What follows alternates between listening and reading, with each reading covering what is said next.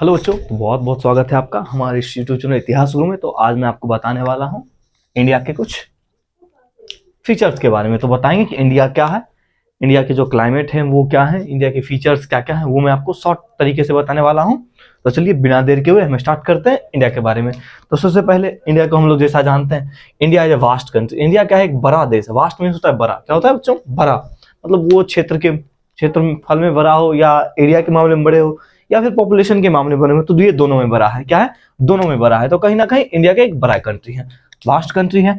In terms of area and population, area और population दोनों के टर्म में क्या इंडिया एक बड़ा कंट्री है, जैसा कि हम जान रहे हैं। मतलब क्षेत्रफल की दृष्टि से, चाहे हम जनसंख्या की दृष्टि से देखें, मतलब पॉपुलेशन कितना है उसके उसके आधार पर देखें, चाहे हम एरिया के आधार पर देखो, इंडिया एक बड़ा कंट्री है। उसका वैरायटी ऑफ क्लाइमेटिक रिलीफ। क्या बच्चों? क्लाइमेटिक रिलीफ मतलब एक बहुत ही व्यापक प्रकार का, अलग अलग प्रकार के जो क्लाइमेट्स, जो मौसम जलवायु है यहाँ के features, and categorise its landscape and land biodiversity that is unique our country.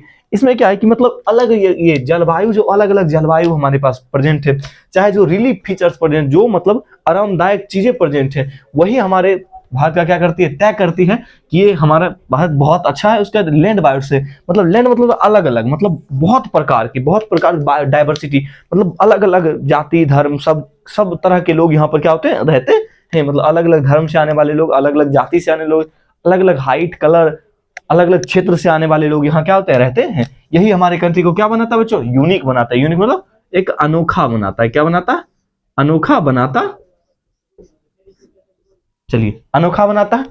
तो चलिए हम आगे बात करते हैं इंडिया, इसकी लोकेशन के बारे में। India is located in northern hemisphere. ये अर्थ के नॉर्दर्न हेमिस्फीयर में लोकेटेड है।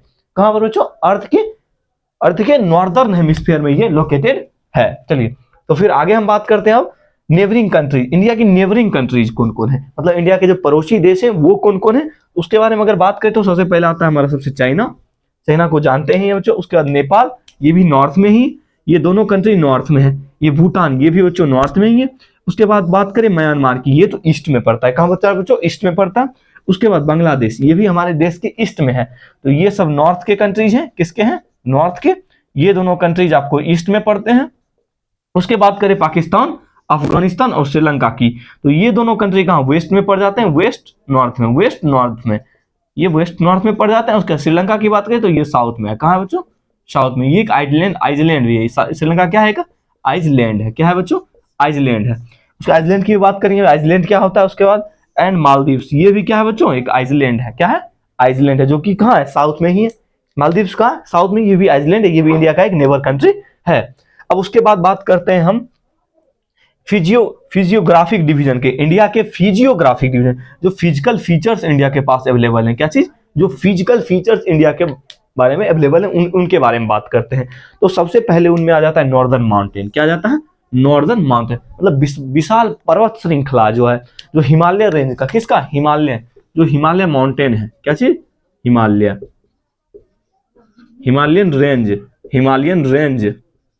रेंज ऑफ माउंटेन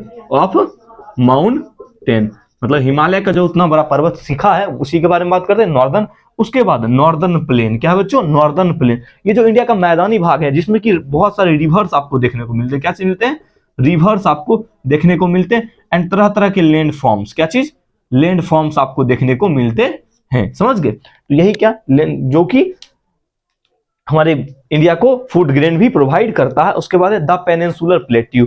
अब जब इंडिया को आप देखते होंगे, इंडिया का नीचे में ये भाग जरा सा देखते होंगे, यहाँ पर श्रीलंका, और ये भाग आप देखते होंगे, ये तीन साइड से आपको दिख रहा होगा। इस पहला फर्स्ट साइड, सेकेंड साइड और ये थर्ड साइड बच्चों। तो ये तीन साइड आप जब देखते होंगे, तो तीनों साइड आपको क्या लगता है? तीनों साइड पानी से घिरा हुआ है। तो ऐसा the land which is surrounded by three side water, मतलब तीन साइड से जो वाटर से घिरा होता है, उसको हम पेनिनसुला कहते हैं। क्या कहते हैं? पेनिनसुला कहते हैं। और ये एक प्लेट्यू है। क्या है बच्चों? ये एक पठार है। मतलब जब एक मैदानी, मतलब प्लेन एरिया जो रहता है, प्लेन एरिया से ऊंचा थोड़ा, और जो माउंटेन है उससे नीचा, ये बीच वाला जो रेंज होता है, इसी को हम पठार कहते हैं। क्या कहते हैं? प्लेट्यू कहते हैं। तो ये तीन साइड से पानी से घिरा हुआ, और ये पठार है, तो इसको हम क्या नाम है? प्लेट्यू के नाम से जानते हैं, मतलब पेनिनसुलर प्लेट्यू कहते हैं।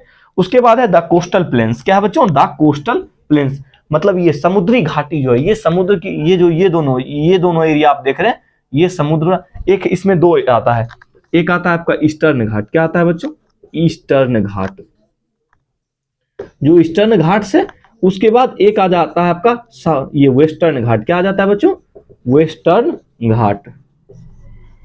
चलिए तो यही दोनों आता है, इसमें क्या आता है, वेस्टर्न घाट। उसके बाद अगर बात करें तो एक और आता है बच्चों, डेजर्ट, मरुस्थल, क्या आता है बच्चों, डेजर्ट, जिसको मरुस्थल के नाम से जानते हैं। हमारे इंडिया में उसका नाम थार डेजर्ट है, जो जिसका मोस्ट प्रोबेबली पार्ट वो राजस्थान में भी लाई करता है, उसके बाद कुछ पार्ट आपको गुजरात में भी देखने को मिलेंगे, जो कि गल्फ ऑफ कच्छ के तरफ आपको देखने को मिलेगा, गल्फ ऑफ कच्छ में आपको डेजर्ट देखने को मिलेगा। उसके बाद मोस्टली पार्ट आपको राजस्थान में देखने को मिलेगा। उसके बाद island, island, a mass land which is surrounded by all sides water, जो चारों तरफ से, जो एक भूभाग, बड़ा सा भूभाग जो चारों तरफ समुद्र की किनारे, ये नहीं कि आप थोड़ा सा यहाँ चारों बगल गड्ढा कर दिए, बीच में मिट्टी रख दिए, इधर पानी रख दिए, तो ये आपका आइसलैंड हो गया, ऐसा कुछ नहीं। जो बड़ा भाग रहता है जमीन का, बहुत बड़ा, मतलब बीघा तो बहुत सारे, मतलब एक ऐसा प्लेस जहाँ एक छोटा सा स्टेट या छोटा सा डिस्ट्रिक्ट बहुत सारा, वो सब जो एरिया रहता है, अगर वो चारों बगल पानी से घिरा रहेगा तो उसको हम आइसलैंड कहते हैं। क्या कहते हैं, आइसलैंड कहते हैं, जो चारों तरफ से पानी से घिरा हुआ रहता है। अब उसके बाद बात करते हैं हम India as a geographical unit. India को अगर हम ज्योग्राफिकल यूनिट की तरह देखें तो क्या क्या इंडिया में आपको रिलीफ फीचर्स मिलते हैं, इन सब फिजियोग्राफिक डिवीजन जो है, इसके जो रिलीफ फीचर्स हैं, इनसे क्या क्या फायदे हैं, उनके बारे में हम बात करते हैं। तो ये सबसे पहला है, northern mountains forms a physical barrier. अब फिजिकल बैरियर क्या होता है, फिजिकल बैरियर मतलब जब हम देखिए हम ये छू रहे हैं तो ये हमारा फिजिकल ही है, लेकिन आप जब आप फोन चला तो वो फिजिकल, उसको मतलब सॉफ्टवेयर तो उसको टच नहीं कर, वो आप हार्डवेयर को टच कर रहे हो। तो जो हम फिजिकली कर रहे हैं, जैसे कोई रोता है तो वो उसके इमोशन से, वो फिजिकली नहीं, फिजिकल मतलब किसी चीज को हम जैसे मतलब छू रहे हैं या महसूस करना, वो इमोशन हो जाएगा, समझ गए। तो फिजिकल बैरियर के रूप में काम करता है। तो कहीं ना कहीं ये करता है, एक्चुअली ये है कि जो चाइना के तरफ से जो कोल्ड एयर या ऊपर पोलर रीजन से जो कोल्ड एयर आता है, उसको क्या करता है, ये कोल्ड विंड को स्टॉप, रोक देता है, कोल्ड विंड को क्या करता है, रोक देता है बच्चों। तो इंडिया को हमें किससे बचाता है, कोल्ड विंड से, कोल्ड विंड से, मतलब जो नॉर्दर्न एशिया से कोल्ड विंड आते हैं, उससे क्या करता है, हमको बचाता है। उसके बाद है अगला point, the northern plains provide food grains. इसका जो नॉर्दर्न प्लेन है, जहां पे आपको अलग अलग प्रकार की नदी देखने को मिलती है, मतलब बहुत सारी, जैसे गंगा, यमुना, कोसी, गंडक, ये सब सोन नदी, ये सब सारी नदी देखने को मिलती है। ये क्या करता है, ये एक बहुत बड़ा क्षेत्र जो कि हमें अनाज देता है। इसमें कौन कौन स्टेट आ जाते हैं, इसमें आ जाएंगे जैसे बिहार आ गया, बिहार, वेस्ट बंगाल आ गया, पंजाब आ गया आपका, उसके बाद हरियाणा आ जाता है। तो ये सब राज्य आ जाते हैं, क्या करते हैं, जैसे यूपी हो गया एक मेजर राज्य, उसके बाद आसाम भी आ जाता है कहीं ना कहीं। तो ये सब क्या है, ये नॉर्दर्न प्लेन्स के एरिया है, नॉर्दर्न प्लेन्स के हैं। उसके बाद अगर बात करें पेनिनसुलर प्लेट्यू को, has high rich mineral resource. Peninsular plateau के क्या है कि पेनिनसुलर प्लेट्यू बहुत ज्यादा मिनरल से रिच है, मतलब तरह तरह के जो मिनरल होते हैं, जैसे कॉयल हो गया, उसके बाद आयरन वगैरह, ये सब सारा चीज, बॉक्साइट वगैरह, ये आपको बहुत ज्यादा देखने को मिलते हैं। अगर उसके बाद हम बात करें, and coastal plains also rich in agriculture region. और जी ये कोस्टल प्लेन्स है, और जी ये दोनों बच्चों कोस्टल प्लेन्स है, ये क्या एग्रीकल्चर में रिच है, ये बहुत सारे एग्रीकल्चर में क्या है, रिच है, मतलब एग्रीकल्चर भी यहाँ पे अच्छा खासा किया जाता है, एग्रीकल्चर किया जाता है। उसके बाद अगर बात करें हम कि यहाँ पे कौन कौन से, ये तो ब्लैक सॉइल प्लेट्यू आपको ज्यादा देखने को मिले, यहाँ पर कॉटन वगैरह ज्यादा आपको मिलता है। उसके बाद अब ये जो जितना भी यूनिट है, ये लोकेशन, चाहे नेवरी कंट्रीज या फिजिकल डिवीजन की बात करिए, इंडिया ज्योग्राफिकल की, सब पे अब आप अगला वीडियो जो आने वाला है, वो अलग अलग टॉपिक पे आपको सारे डिवीजन करके अलग अलग टॉपिक के आपको देखने को वीडियो मिलेगा। और वीडियो हमारी अच्छी लगी तो लाइक कीजिएगा और शेयर भी कीजिएगा, हमारे चैनल को सब्सक्राइब कर लिया, ताकि अब जो अलग अलग करके मैं वीडियो प्रोवाइड करूंगा वो आप तक क्या उसके पहुंच सके। Thank you for watching.